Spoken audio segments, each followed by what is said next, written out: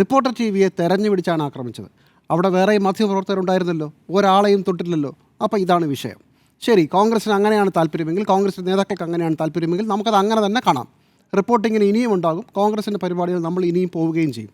പക്ഷേ ഇതിൻ്റെ തമാശ എന്താണെന്ന് ചോദിച്ചാൽ, ഇന്നലെ ഷാഫി പറമ്പലിന് എതിരെ ആക്രമണം ഉണ്ടാകുമ്പോൾ ഷാഫി പറമ്പലിനെ ആക്രമണം നടത്തിയത് ശരിയല്ലെന്നും കേട്ടപ്പോൾ തന്നെ ഇതിനകത്ത് ഏകപക്ഷീയമായ ആക്രമണമാണ് ഷാഫി പറമ്പലിനെതിരെ ഉണ്ടായതെന്നും ആദ്യമായി ബോധ്യപ്പെട്ട മാധ്യമപ്രവർത്തകരിൽ ഒരു സംഘമാണ് ഇവിടെ ഇരിക്കുന്നത്.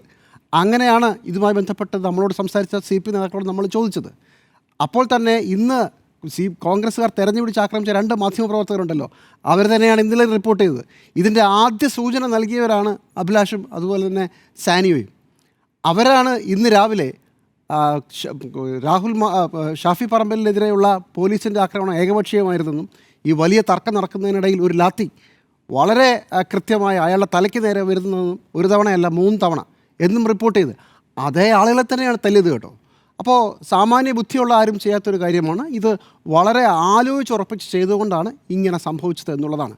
ഇന്നലെ വൈകുന്നേരം മുതൽ ഈ സംഭവം നടന്നതിന് ശേഷം ഒരു കാരണവശാലും സർക്കാരിനെയോ പോലീസിനെയോ ആരെങ്കിലും ന്യായീകരിക്കുന്ന ഒരു നിലപാടും അത് റിപ്പോർട്ടർ TV എന്നുള്ള ആരുടെ ഭാഗത്തുനിന്നും ഉണ്ടായിട്ടില്ല. അങ്ങനെയാണ് മാധ്യമപ്രവർത്തനം. കോൺഗ്രസ്സുകാർക്ക് അറിഞ്ഞുകൂടെങ്കിൽ അത് പറഞ്ഞു തരാം. അങ്ങനെയാണ് മാധ്യമപ്രവർത്തനം.